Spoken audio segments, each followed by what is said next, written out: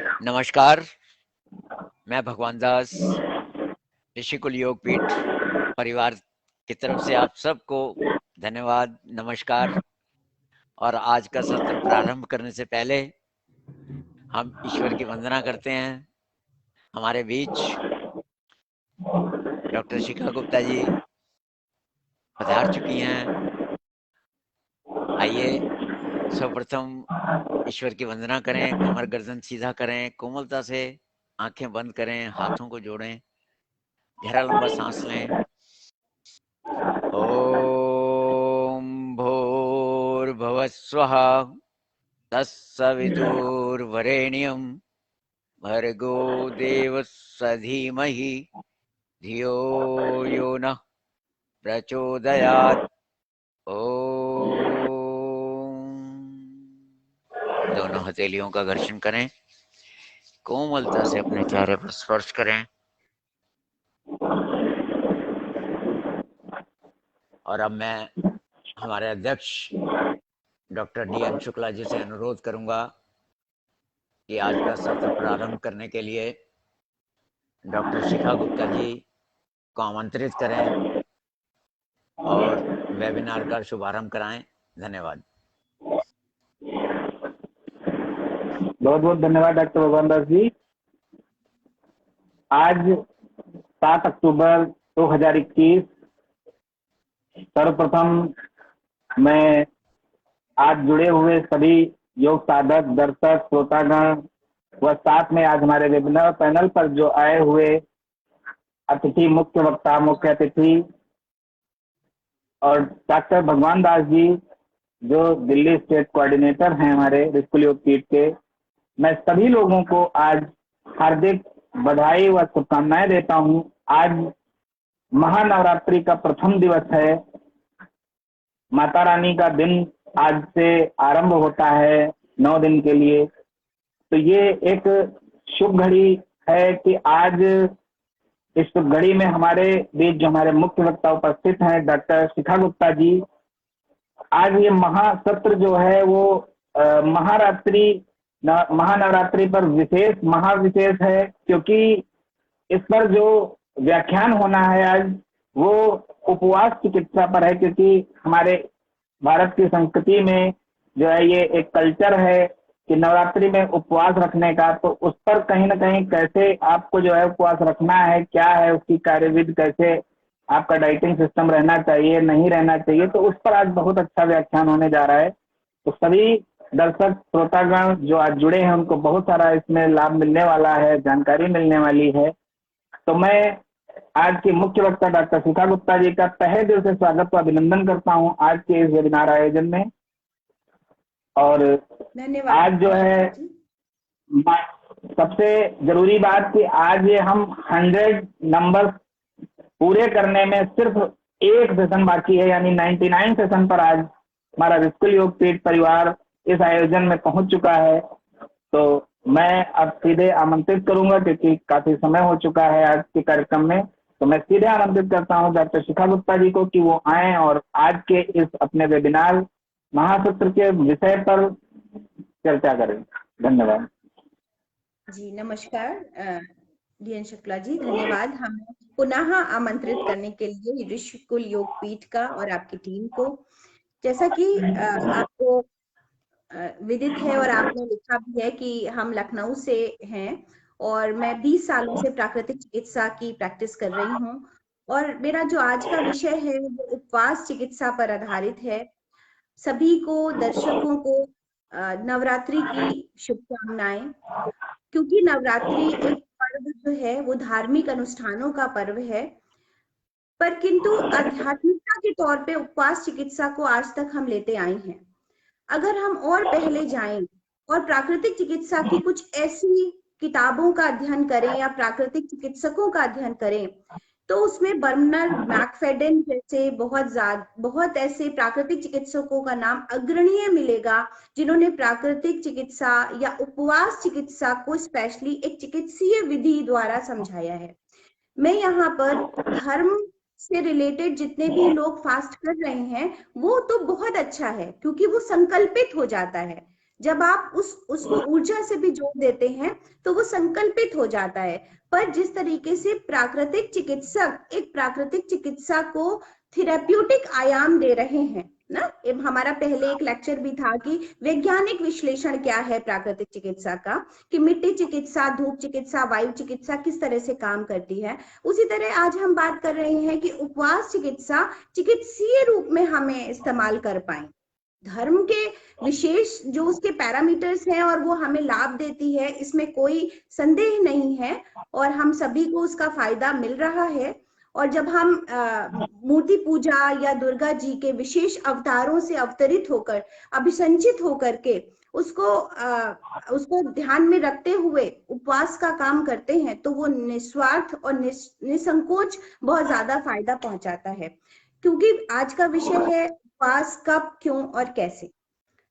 सबसे पहले अगर फास्टिंग एज ए थेरेपी की बात करें तो उपवास हमारे पुराने ग्रंथों में इसलिए बनाया गया, चिकित्सा पद्धति के रूप की बात कर रही हूं, कि जब हमारा शरीर कमजोर होने लगे, जब हमें लगने लगे कि हम बीमार पड़ जाएंगे, प्रकृतिवश कह लीजिए या इंसानी स्वभाव है कि वो बहुत जल्दी जल्दी प्रभावित हो जाता है, खराब चीजों की प्रति ज्यादा प्रभावित हो जाता है। जैसे इस समय फास्ट फूड का प्रचलन, ऐसा नहीं हो सकता कि आप अपने आप को बहुत ज्यादा बचा के रख पाए। आप बाहर निकलेंगे, समस्या ये होगी कि आपको कुछ मिल नहीं रहा है। कभी कभी आप ऐसी जगह फंस जाएंगे जहां पर बैरियर्स लगे कि आप अंदर जाएंगे तो हमारा ही दिया हुआ खाएंगे, अदरवाइज नहीं खाएंगे। और विडंबना ये है कि गवर्नमेंट का इसमें पूरा पूरा योगदान रहता है और हम मनुष्य इसमें फंस जाते हैं और मजबूरी वश हमें कभी कभी उन सब चीजों का भी सामना करना पड़ता है। तो इस वजह से हमारा शरीर किसी ना किसी तरीके से बीमारी से गुजरता है और मनुष्य जन्म है तो बीमारियां हैं, ये बात पूरी तरह से सभी को समझनी चाहिए। ऐसा नहीं हो सकता कि आप बहुत ज्यादा व्यवस्थित और सही तरीके से अगर जीवन जीते हैं तो आपको परेशानी नहीं आएगी या आपके शरीर में कोई परिवर्तन नहीं होगा। इतना बड़ा मशीनरी सिस्टम है, कोई ना कोई मैकेनिज्म तो कुछ ना कुछ कभी ना कभी हो ही रही है। हम उसको कैसे सही तरीके से आगे बढ़ चले लेकर के अपनी सूझबूझ से, वो हमारी काबिलियत होती है। इसी तरह उपवास चिकित्सा में कब करें उपवास का अर्थ है कि जब आपका शरीर बीमारी से जूझने लग जाए। बीमारी मतलब पहला इंस्टिंक्ट, जुकाम हो, सर्दी हो, खांसी हो, लूज मोशन हो, लो एनर्जी महसूस होने लगे, एक्यूट डिजीजेस में सबसे पहले फास्टिंग काम करती है और ये किसी भी मेडिसिन ड्रग से भी ज्यादा इंपॉर्टेंट है। बहुत अच्छी, सस्ती, सर्वसुलभ चिकित्सा कि आप कुछ ना खाएं।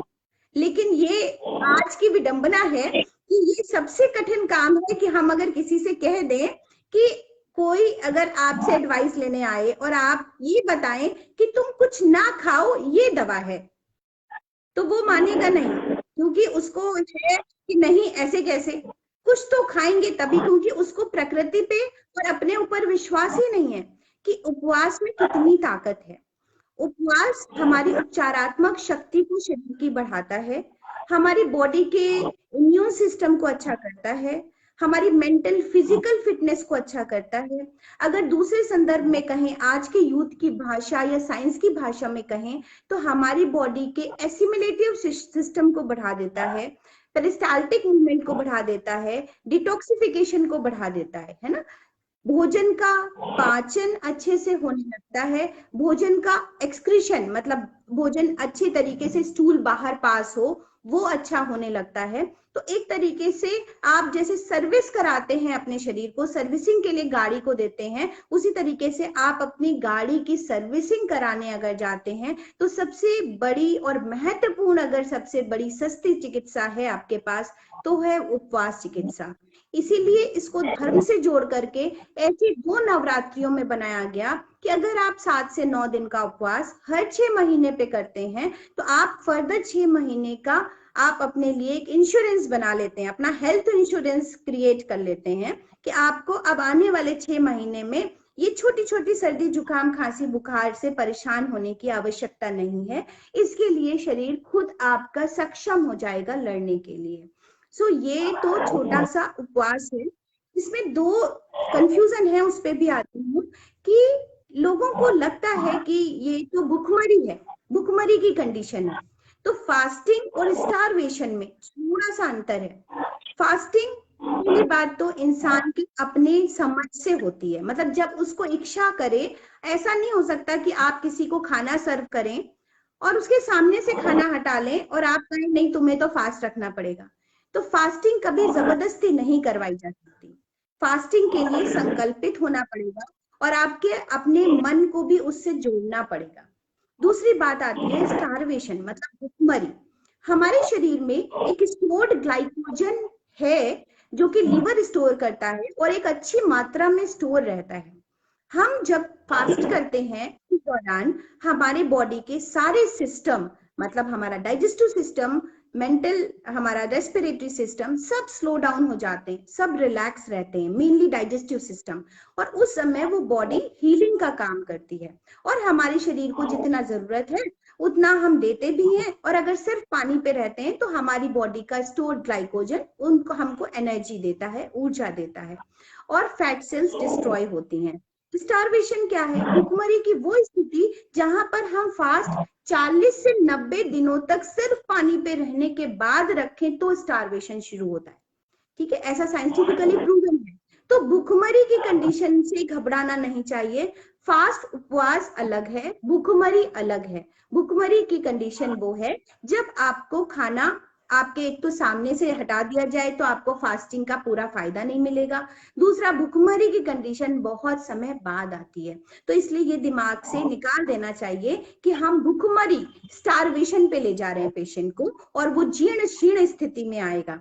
स्टारवेशन में जाने के बाद एक्चुअली जो व्यक्ति वापस आएगा वो वापस नहीं आ पाएगा, पर उपवास पे जाने के बाद जैसे ही आप उपवास को तोड़ते हैं, आपके चेहरे की शाइनिंग, आपका डाइजेस्टिव सिस्टम, आपका गैस्ट्राइटिस वगैरह प्रॉब्लम एकदम हट जाती है, वो एकदम और निखर के आता है, क्योंकि उसकी अवशोषण कैपेसिटी, अब्सॉर्प्शन पावर अच्छी हो रही होती है। आपने सुना होगा कि मैं खाता तो बहुत अच्छा हूं पर शरीर में लगता ही नहीं, मैं खाता तो बहुत अच्छा हूं पर खून बनता ही नहीं, मैं खाता तो बहुत अच्छा हूं पर पता नहीं इतनी बीमारियां कैसे हो रही हैं, क्योंकि वो सारा एक्सक्रीट हो रहा है, एब्जॉर्ब नहीं हो रहा है। और एब्जॉर्ब होने के लिए आपके पूरे सिस्टम को अच्छी तरीके से काम करना जरूरी है।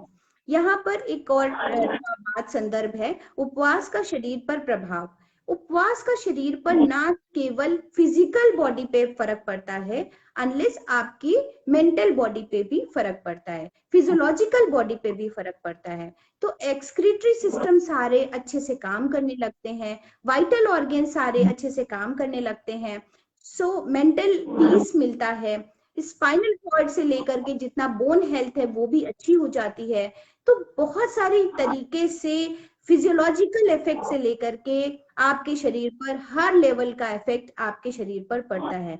तो किसी भी तरीके की परेशानियों में उपवास हमेशा ही लाभप्रद देखा गया है। उपवास कब करें ये हमने आपको बताया कि जनरली बड़ी बीमारियों में संपर्क करके किसी जो प्राकृतिक चिकित्सक हैं, जो सीनियर प्राकृतिक चिकित्सक हैं, वरिष्ठ प्राकृतिक चिकित्सक हैं, जिन्होंने उपवास किया है और कराया है लोगों को, और वो भी आप एडमिट होकर के कहीं पर ही उपवास करें, ऐसा ही मैं लोगों को सजेस्ट करूंगी जो लंबे समय के उपवास हैं या जो क्रॉनिक डिजीजेस में उपवास करना चाहते हैं। अभी उपवास वो करें जो हमारे लाइफस्टाइल डिसऑर्डर्स हैं, जिनसे हम परेशान हैं। तो आप बीच बीच में इस तरह के उपवास करके अपने आप को फिट रख सकते हैं। उसमें आप हमारे जैसे ऑनलाइन सेशंस में चला रही हूँ फास्टिंग थेरेपी के, ये फ्री ऑफ कॉस्ट प्रोग्राम है 9 डेज का। हम लोगों के साथ इंटरेक्ट करके उनका जितना लाइफस्टाइल प्रॉब्लम है, उनको सही तरीके से क्या फास्टिंग होनी चाहिए वो करा रहे हैं, जिससे उनके दिमाग में फास्टिंग का डर दूर हो। और जब वो 7 दिनों बाद कुछ कुछ अंतर महसूस करेंगे तो वो इस चिकित्सा पद्धति पर थोड़ा विश्वास जमा पाएंगे। तो ऐसे करके फ्री ऑफ कॉस्ट चीजों को छोटा छोटा लेकर के कैंप लगाने की जरूरत है। तो जो एक्यूट डिजीजेस हैं, जैसे किसी को लूज मोशन होता रहता है, पेट खराब है, ऐसे में उसको उपवास कराया जाए। कब्ज है, मतलब इंटेस्टाइनल विलाई काम नहीं कर रहे हैं, ओवरलोडेड है टॉक्सिन्स, उनको फास्ट कराया जाए। पाइल्स वगैरह की दिक्कत है, एलर्जी का, अस्थमा का अटैक, इन सब की छोटी छोटी प्रॉब्लम है, डायबिटिक है वो थोड़ा कंसर्न करके ले सकते हैं, कर सकते हैं, ब्लड प्रेशर है, शुगर है, हेडेक रहता है, इंसोम्निया, नींद नहीं आती है, ऐसे लोगों को फास्ट करने की जरूरत है। और उसको उनको पूरा फायदा इस उपवास पद्धति का मिलेगा, जो हमारी प्राचीनतम पद्धति है और जिसको गांधी जी ने भी बहुत सराहा है और उनकी भी किताबों में फास्टिंग, उपवास चिकित्सा का जिक्र मिलता है। अब बात आती है उपवास कैसे। बहुत सारी खास बातें हैं छोटी छोटी जिनको ध्यान में रखना है। पहली बात तो कभी भी उपवास को एकदम से नहीं करना चाहिए। ये एकदम वैसा ही है जैसे आप बहुत अपना कोई प्यारा व्यक्ति है जिसके साथ आप रहते हैं, वो एकदम से छिन जाए तो आपको कैसा लगेगा। आप समझो कि आपको उसकी आदत हो गई है।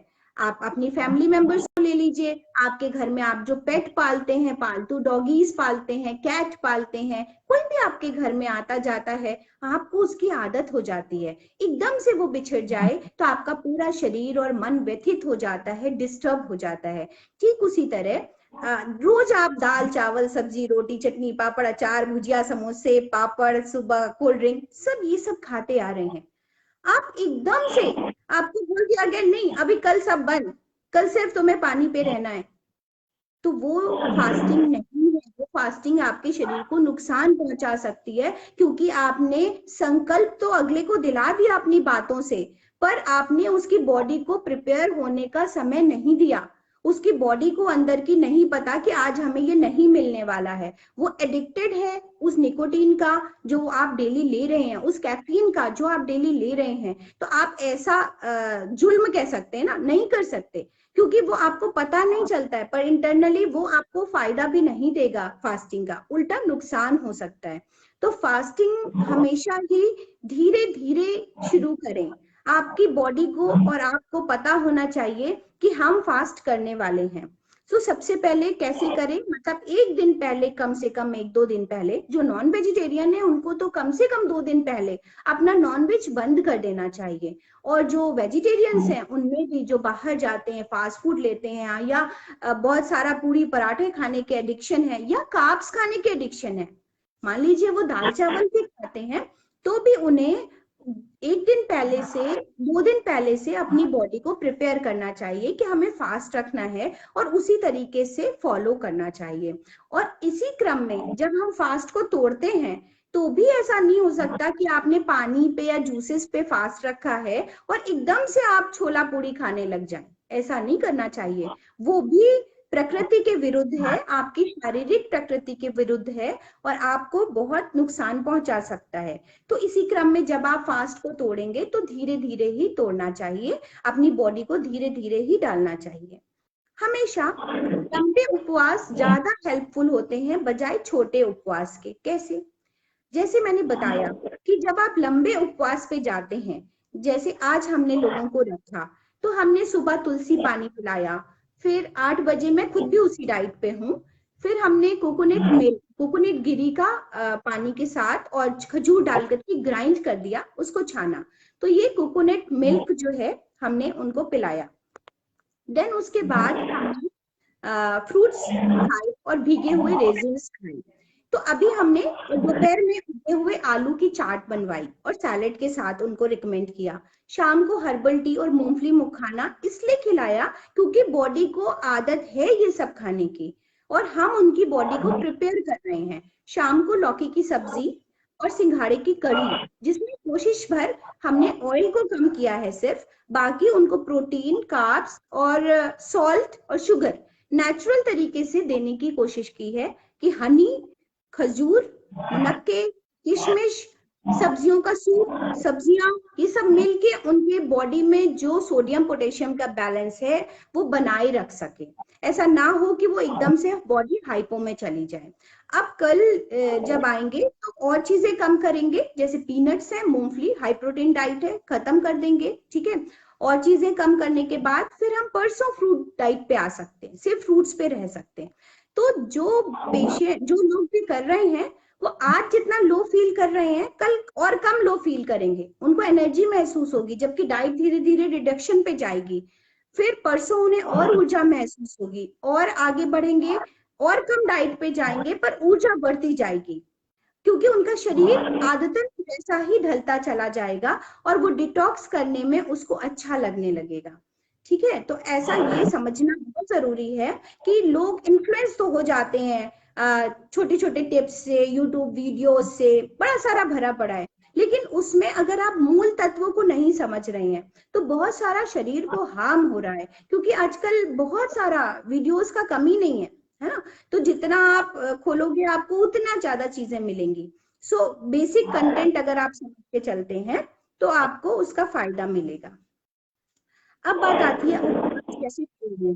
जिस तरीके से उपवास को शुरू किया जाए कि पहले हमने चीजों में प्रोटीन को बंद किया, कार्बोहाइड्रेट को बंद किया, उसके नेचुरल सप्लीमेंट लिए, जैसे हमने चावल बंद कराया, रोटी बंद कराई तो केले खिला दिए, शकरकंदी खिला दी, सिंघाड़े खिला दिए, तीनों ही कार्बोहाइड्रेट हैं but high richest in minerals and vitamin and boiled form में खिलाए। ठीक है, इसी तरह शुगर बंद करके, व्हाइट शुगर बंद करके हमने ज्यादा मात्रा में खजूर, छुआरे, मुनक्के, किशमिश, इन सबको पूरे दिन में डिवाइड करके दिया बारी बारी से, जिससे उसको बिल्कुल भी मिठास की दिक्कत ना आए।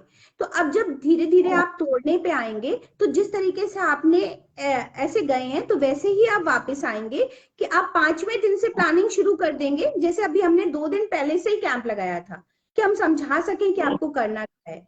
आज दिन की शुरुआत है पर 2 दिन पहले से ही लोगों को पता था कि हमें क्या करना है। इसी तरह 5वें दिन से ही पता होगा कि हमें अगर 7वें या 8वें दिन या 9वें पे पूरी छोले खाने हैं तो हमारी बॉडी को 5वें दिन ही शाम को थोड़ा बहुत ऑयल या नमक का इस्तेमाल करना पड़ेगा, तब आप 7वें या 8वें दिन पूरी छोले डाइजेस्ट कर पाएंगे।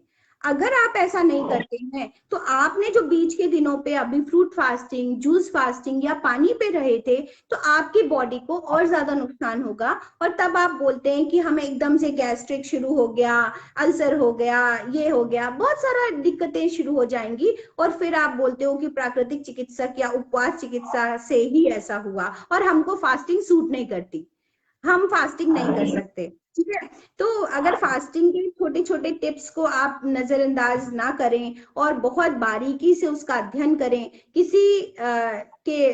किसी से राय लेकर के, प्राकृतिक चिकित्सक से, उपवास की सही जानकारी लेकर के, उपवास का एक डाइट प्लान बना करके अगर आप उपवास करते हैं तो बेशक आपका उपवास फायदेमंद होगा। और इसमें जो लेना चाहिए वो, मैं ये नहीं कहती कि मैं यहाँ पर अगर चीकू अच्छा आ रहा है तो वहां पे फ्रूट्स में आ ही रहा होगा। तो ये स्टेट वाइज, सिटी वाइज बदलता है, आपका व्यवहार, आपका बिहेवियर, आपका पर्सनली आप मीठे के प्रेमी है कि नमकीन के प्रेमी है ना, कि आपकी बॉडी किस तरफ लोअर साइड में है। तो अगर आपको सॉल्ट चाहिए तो आपको पुदीना, धनिया, लौकी का रस, सारी ग्रीनरीज में अच्छा सोडियम है तो उनकी सब्जियों या रस पे आना पड़ेगा। और आपको अगर मिठास चाहिए तो ये रेजिन्स अच्छी मिठास देते हैं, आपको इन पे आना पड़ेगा। कुछ लोग हैं पूरे दिन बिना मीठा खाए रह लेते हैं और उन्हें सॉल्ट चाहिए ही चाहिए, मिर्ची चाहिए ही चाहिए, तो आपको विटामिन सी के तौर पे हरी मिर्च भगवान ने दी है, धनिया पुदीना दिया है, तो आपको इस तरीके का विजन रखना पड़ेगा फास्ट रखने के दौरान। या फिर आप लोग बिल्कुल आलू और तले पे आ जाते हो, या फिर आप बिल्कुल ही पानी पे रहते हो, तो दोनों में ही समझना बहुत जरूरी है कि साइंटिफिक फास्टिंग क्या कहती है, साइंस विश्लेषण क्या है। इसी तरीके से इंटरमिटेंट फास्टिंग जो 16 घंटे की बनाई गई, या जिनका Guinness book of world record में नाम आया, जिन्होंने इतना अच्छा काम किया जापानीज साइंटिस्ट ने, क्योंकि जो फास्टिंग हम करते हैं उस दौरान हमारी ग्लाइकोजन, आई एग्री कि वो तो यूज होता ही है क्योंकि हमें जो ऊर्जा चाहिए काम करने के लिए, पर हमारी जो सेल्स हैं, शरीर पहले उनको डिस्ट्रॉय करेगा, जो खराब सेल्स हैं पहले उन्हीं को खाएगा, फिर हमारी नई सेल्स मल्टीप्लाई होती जाएंगी, तो हमारी नई सेल्स के डीके होने के चांसेस या डेड होने के चांसेस 0 के बराबर है। इसी क्रम में कैंसर जैसे बड़े बीमारियां भी ठीक हो जाती हैं उपवास चिकित्सा से। ये डिपेंड करता है कि आपका प्राकृतिक चिकित्सक या आपका चिकित्सक आपको किस तरह की फास्टिंग एडवाइस करता है और आपका शरीर किस लायक है। आप अपनी शरीर को धीरे धीरे वैसा बना भी सकते हैं, क्योंकि आप जैसा रहते हैं आप ऐसे नहीं आए थे, सभी लोग एक ही जैसे आए थे। हम जिस परिवेश में रहते हैं, जैसे हमारा लालन पालन होता है, पोषण होता है, हम वही सीखते हैं और हमें लगता है हम ऐसे हैं। हम अपने आप को जैसे चाहेंगे, थोड़े दिनों में हम वैसा महसूस करने लगेंगे और हम वैसे हो जाएंगे। तो हमारी हैबिटेट बहुत कुछ हमारे अपने संकल्प और हमारे ज्ञान और सूझबूझ पर आधारित होती है। अब बात करते हैं उपवास के संदर्भ में बहुत सारे मिथ हैं। पहला मिथ क्या है? वजन और कम हो जाएगा। बहुत सारी बार उपवास कराया है मैंने। अगर शरीर में अतिरिक्त वजन है तो कम होगा। अगर अतिरिक्त वजन नहीं है, मतलब आप ओबेसिटी के शिकार नहीं है, तो आपका उपवास आपकी वेलनेस की तरफ जाएगा। मतलब आपके जैसे कुम्हार जैसे बनाता है कोई चीज, तो वो निखारता है धीरे धीरे। अगर उसका साइज और शेप सही है, फिर भी अगर कोई एक्सपर्ट हाथ लगाता है तो वो निखरता है। ठीक इसी तरह अगर आपका वजन अंडरवेट है आप, या उतने ही हैं, पहली बात तो अगर उतने ही हैं, आप कम नहीं करना चाहते, तो आपका ये क्वेश्चन रहता है फिर हम उपवास क्यों करें? तो इसलिए करें क्योंकि आपकी जीवनी शक्ति में इजाफा हो, आपका वाइटल फोर्स बॉडी का बढ़े, आपके और सिस्टम और अच्छे से हमेशा से काम करें। इसलिए ना करें कि आपका वजन कम हो, क्योंकि वजन तो अपने आप में अगर होगा तभी कम होगा। दूसरी बात आती है कि अगर आप अंडरवेट हैं तो क्यों करें फास्टिंग? अंडरवेट आप इसीलिए हैं क्योंकि बॉडी एब्जॉर्ब नहीं कर रही है, अवशोषण कम है। एब्जॉर्प्शन पावर बढ़ाने के लिए उपवास करें, और जैसे जैसे आप उपवास तोड़ेंगे और अच्छे चीजों को ग्रहण, अच्छे तो उपवास भी है पर उपवास चिकित्सा पद्धति है जिसमें हम सूप पर, जूसेस पर, मट्ठे पर, आम पर, बहुत सारी ऐसी विधियों पे रखते हैं पेशेंट की तासीर को और प्रकृति को देख करके। तो वो वजन कम होता है, नो डाउट कम होता है। जब आप लो कैलोरी पे रहेंगे, 200-300 कैलोरी पे रहेंगे, तो वजन कम होगा, स्वाभाविक सी बात है। पर जिनको वजन बढ़ाने की जरूरत, कम करने की जरूरत नहीं है और कम है, वो जैसे ही उसको तोड़ेंगे वो अपने अच्छे सामान्य वजन पे जल्दी ही आ जाएंगे। ऐसा उनके केस में नहीं है जो ओबेस हैं। वो एक्स्ट्रा चर्बी जब गलाते हैं तो उनका वजन इतनी तेजी से नहीं बढ़ता अगर वो वर्स्ट लाइफस्टाइल पे नहीं आएंगे। तो आप कोई चीज सीख रहे हैं, यहाँ से अच्छी चीज सीख के गए हैं और आपने उसको अपने शरीर में अप्लाई करके अच्छी तरीके से समझा है कि हम किस तरीके से आगे बढ़ें, तो आप फिर वही गलती कैसे कर सकते हैं? कुछ तो आप सीखेंगे, कुछ तो आप अच्छी तरीके से रहेंगे, तो वो आपकी जीवन पद्धति का हिस्सा बनना चाहिए। ऐसा मेरा मानना है कि अगर आप कोई भी चीज अपने शरीर पर अप्लाई करते हैं और आपके उसके अच्छे रिजल्ट हैं, फिर भी आप वही गलती करें। जैसे मान लीजिए अल्सर का कोई पेशेंट है, अल्सर बहुत सारे आपके खान पान के गलत दुष्प्रभावों का परिणाम है और आपके बहुत ज्यादा oily, deep fry, spicy food का परिणाम है। फिर आप ठीक हो जाते हैं प्राकृतिक चिकित्सा से, फास्टिंग कराते हैं, मिट्टी चिकित्सा देते हैं, नारियल का पानी पिलाते हैं, बहुत सारी और विधियां हैं, पर्सन टू पर्सन अलग अलग व्यवहार में लाई जाती है। उसके बाद ठीक होने के बाद 6 महीने, साल भर बाद व्यक्ति भूल जाता है कि मुझे अल्सर था, और वो फिर से सुबह सुबह उठते ही चाय, तला भुना, पकौड़ियां, समोसे खाना शुरू कर देता है और फिर वो कहता है कि प्राकृतिक चिकित्सा के रिजल्ट नहीं है। तो अगर ऐसे में इंसान को लगता है कि एलोपैथी के रिजल्ट हैं, तो उसको अपनी इंटेस्टाइन बेशक ऑपरेट करानी चाहिए और फिर उसके दुष्प्रभावों को झेलना चाहिए। तो दो ही रास्ते होते हैं व्यक्ति के पास। अदरवाइज वो अपनी जीवन शैली में सुधार करे और एक संयमित जीवन शैली जो प्राकृतिक चिकित्सक सिखाते हैं, बताते हैं, उसका व्यवहार जीवन पर्यंत करे। अदरवाइज दूसरी ये है कि उन अंगों को वो कटवाता जाए जो अंग इन्फेक्शियस हो रहे हैं, दिक्कत में आ रहे हैं। तो वो अंग सिर्फ अकेले अंग नहीं है, ये समझना पड़ेगा। वो अंग हमारे पूरे शरीर से जुड़े हुए हैं। जब भी शरीर का एक कोई अंग निकलता है तो ये सिर्फ कहने की बात है कि ये यूट्रस तो हमारे बॉडी का अदर पार्ट है, हम इसको निकाल देंगे तो हमारे शरीर पे फर्क नहीं पड़ेगा ज्यादा, अब हमें इसकी जरूरत नहीं है। बट कहीं ना कहीं पूरी बॉडी का मैकेनिज्म उस पर डिपेंड है। तो हमारा कोई भी ऑर्गन ऐसा नहीं बनाया भगवान ने कि वो बेकार हो और वो अलग से काम कर सके। इसीलिए पूरा शरीर एक यूनिट है, एक इकाई है, जिसमें कि प्राकृतिक चिकित्सा इसीलिए सक्सेसफुल है क्योंकि वो पूरी तरह एक होल सोल करके बात करती है और काम करती है, एक होलिस्टिक अप्रोच के तहत काम करती है कि आपका मन पे भी काम किया जाएगा, शरीर पे भी काम किया जाएगा, रीढ़ की हड्डी पे भी, तंत्रिकाओं पे भी काम किया जाएगा। तो इस तरीके से पूरे शरीर पे जब चिकित्सा होती है तो उस चिकित्सा का असर मिलता है। दूसरा आता है कमजोरी आ जाएगी। तो देखिए एक प्रैक्टिकल फिनोमिना है, जितना मैं करती आई हूँ उपवास और कराती आई हूँ, तो बुक्स के परे मैं एक प्रैक्टिकल नॉलेज देना चाहती हूँ कि जब आप अपनी बॉडी को 200 कैलोरीज पे 300 कैलोरीज पे रखेंगे तो कमजोरी तो आएगी, और बहुत सारी ऐसी स्थितियां आएंगी जहां पर बॉडी को टॉक्सिन्स निकाल रही है, तो आपका बॉडी नहीं सरवाइव कर पाए, आपके शरीर में इतनी ताकत ना बन पाए। तो ऐसे में प्राकृतिक चिकित्सक का काम है कि थोड़े कम डाइट पे आपको रखा जाए और उसकी और चीजें बताई जाएं। जैसे अगर कोई कंप्लेन करता है कि मेरा हेडेक नहीं दूर हो रहा है, ठीक है, आंखों के सामने अंधेरा छाने लगा है, तो ऐसे में वैसे तो मिट्टी की ठंडी पट्टी आपको काफी आराम पहुंचा सकती है, पर अगर आपको जर्नी वो करनी है तो ही, ठीक है, अदरवाइज एक बीच का रास्ता निकाल के हेल्दी न्यूट्रिशियस फूड पे, आपको प्राकृतिक फूड पे रखा जा सकता है।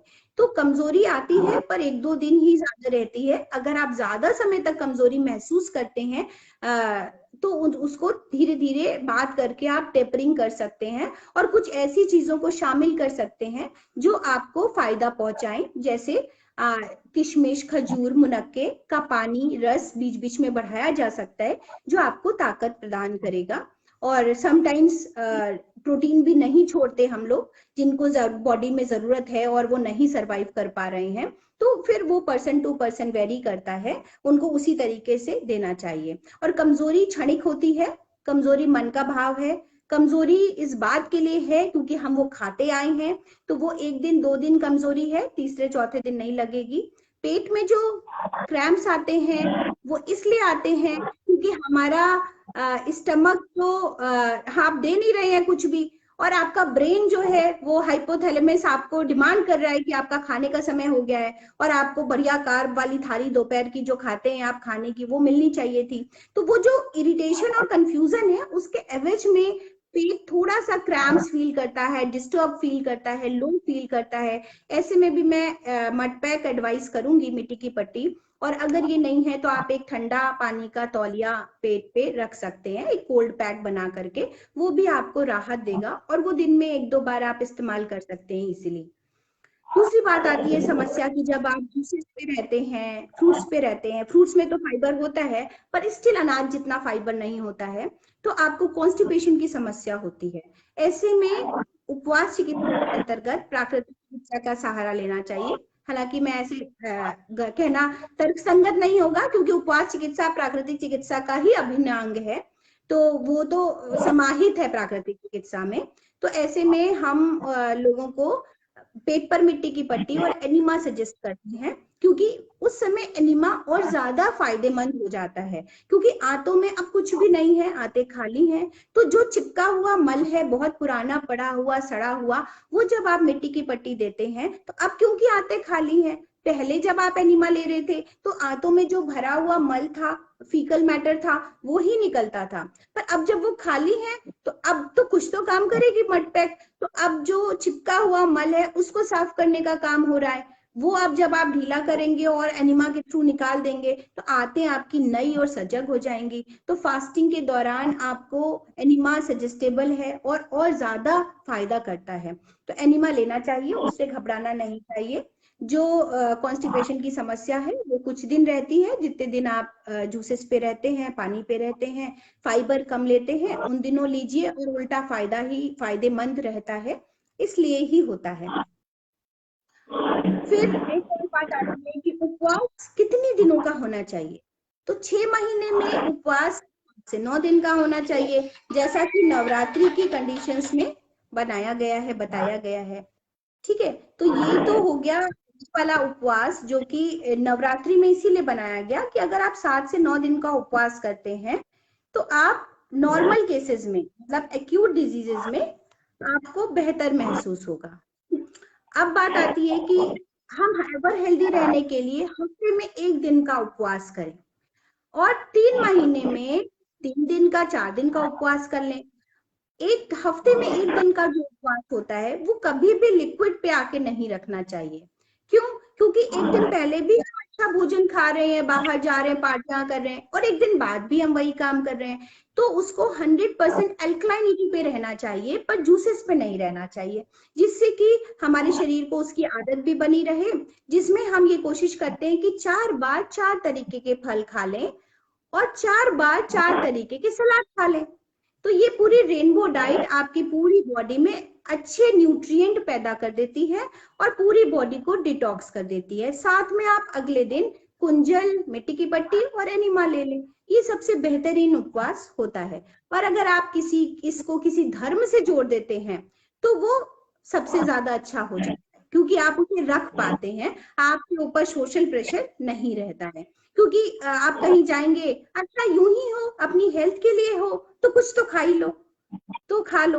और विडंबना ये है कि फास्ट में जो फूड प्रोवाइड किया जाता है वो उपवास चिकित्सा का अंग ही नहीं है। जैसे दूध से बनी हुई प्रोसेस्ड मिठाइयाँ, काजू की प्रोसेस्ड मिठाइयाँ, उसके बाद आप एडवाइस करते हैं छेने का रसगुल्ला आप खा ही सकते हैं क्योंकि वो सीरा, चीनी का सीरा। फिर चाय पीने वाले जबरदस्त चाय पीते हैं 3 से 4 बार। उसके बाद कुटू की पूड़ी, आलू फ्राई, ये तो आप खा ही सकते हैं। तो ये तो दिन भर की डाइट से और ज्यादा आपने खराब कर लिया अपने सिस्टम को। इसको उपवास चिकित्सा नहीं, पार्टी का नाम दे दीजिए उल्टा, कि आज तो हमारे घर दावत है मनोरंजन की। तो ये तो फिर उनको समझाने में समय लगेगा। तो ऐसे करके जो हफ्ते में एक बार की चिकित्सा है वो ऐसे ये फलों पे होनी चाहिए। ये मेरा अपना पर्सनल सलाह है।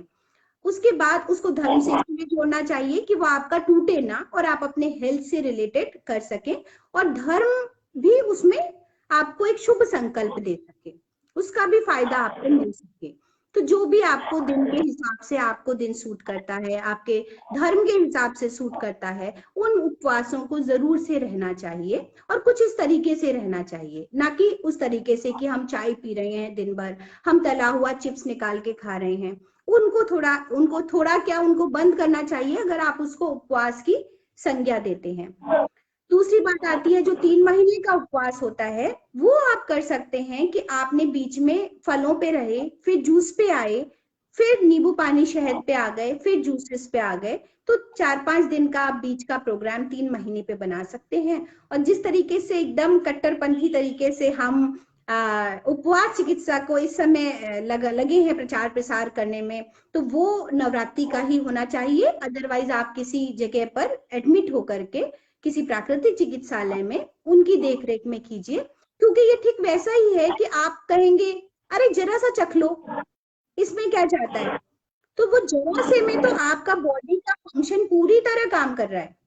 आप चावल का 2 टुकड़ा खाओगे तो भी मशीन चावल को हजम करने लायक ही चलेगी, फल को हजम करने लायक नहीं चलेगी। और आपने तो संकल्प लिया है सिस्टम को स्वस्थ करने का, शिथिल करने का, रेस्ट पे डालने का, उल्टा आप उसको और परेशानी में डाल दोगे। तो इसीलिए शायद ये विधान था कि सब कुछ साफ करके ही बनाया जाए, क्योंकि उपवास सिर्फ शारीरिक नहीं होता, डाइजेस्टिव सिस्टम का नहीं है, आपके मन का भी उपवास है। अगर आपके अंदर भी ये भावना आ गई कि आपने वो खा लिया, मतलब अगर सलाइवा सिक्रीट हो गया, हालांकि ये नेचुरल है, पर आपके मन में ये भाव आया कि काश हम रसगुल्ला खा पाते, तो भी वो उपवास नहीं है। क्योंकि कहीं ना कहीं आपके शरीर में आपने अपने शरीर को तो परेशान कर ही दिया उस भाव से। तो शायद तभी ये था कि सारा घर उपवास करे और पूरे हमारे जो रसोई है उसको पूरा साफ करके ही जो व्यक्ति उपवास में है उस साफ तरीके से बनाए। क्योंकि अगर एक भी अन्न का अनाज का दाना जाता है तो वो अलग तरीके से आपके सिस्टम को परेशान करता है या डाइजेस्ट करता है। तो आपके सिस्टम को जिस तरीके से रेस्ट पे डालते हैं, इस कारण वो विधान था, पर वो गलत रूप में प्रचारित हो रहा है, लोगों को सही नॉलेज नहीं है।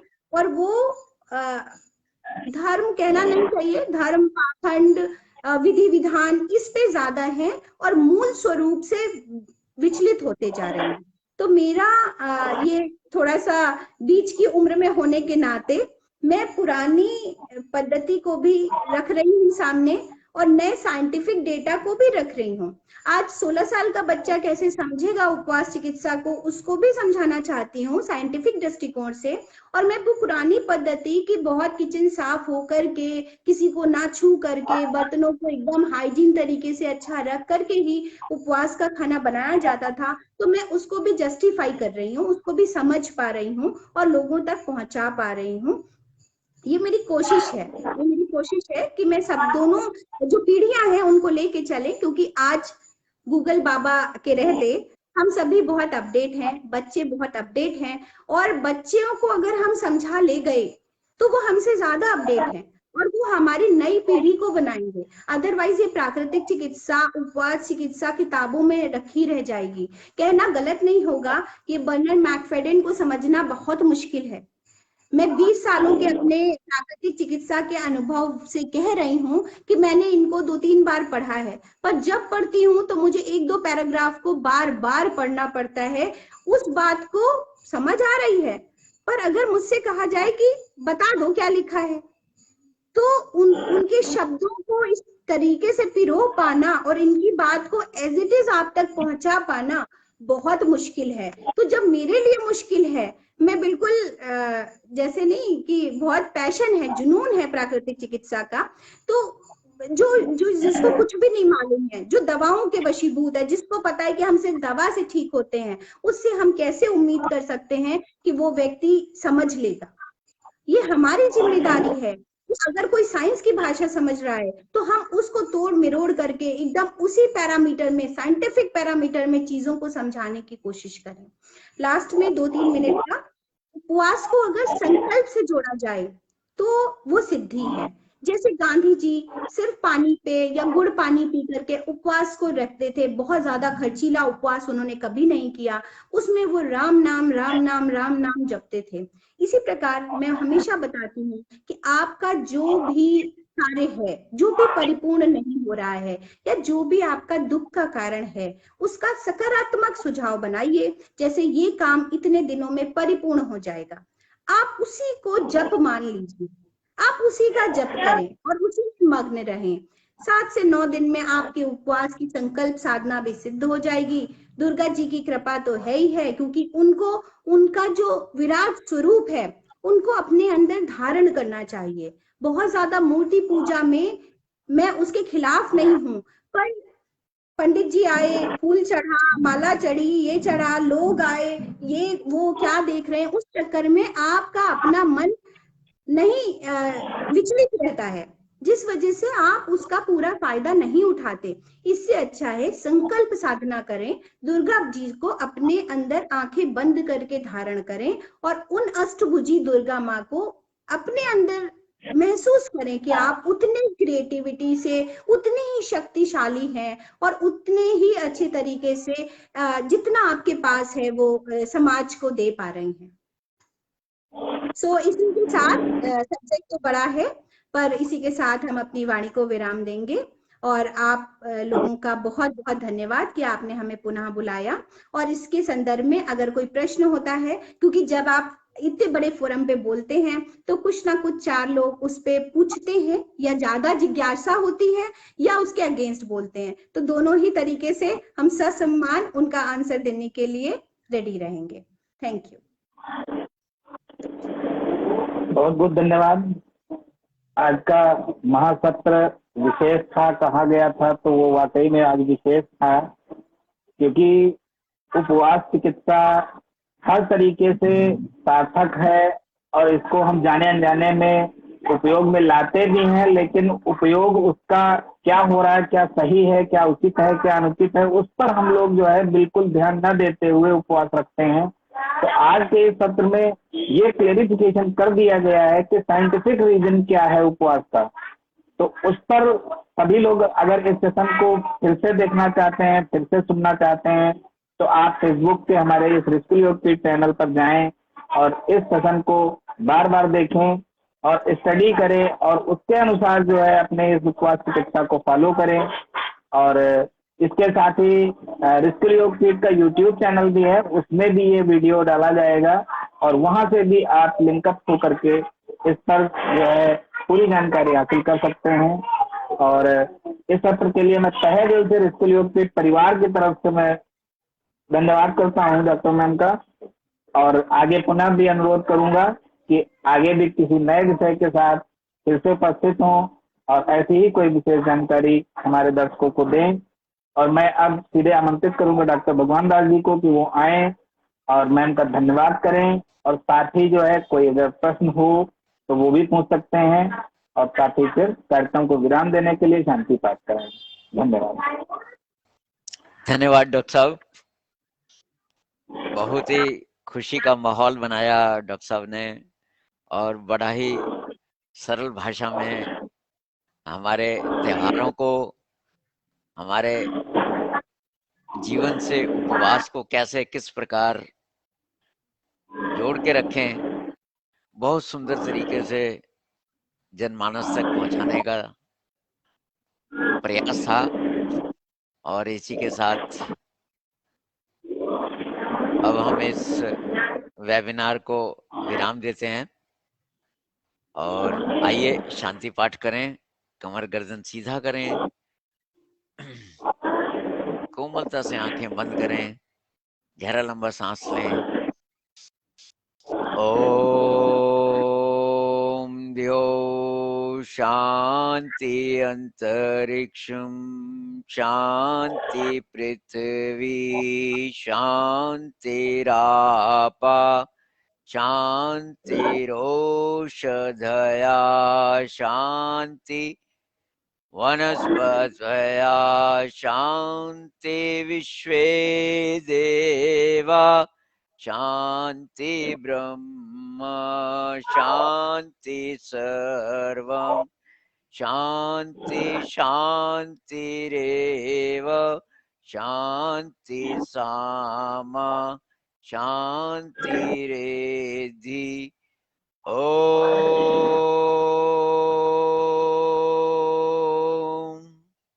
शांति शांति शांति।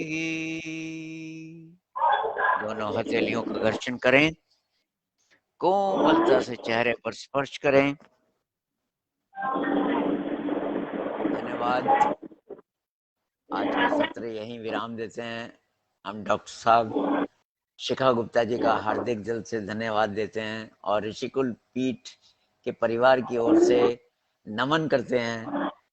इसी प्रकार हम प्रतिदिन शाम 7 बजे नए प्रवक्ता नए विषय के साथ फिर से उपस्थित होंगे। तब तक के लिए आज्ञा दें। नमस्कार, धन्यवाद। धन्यवाद सभी को।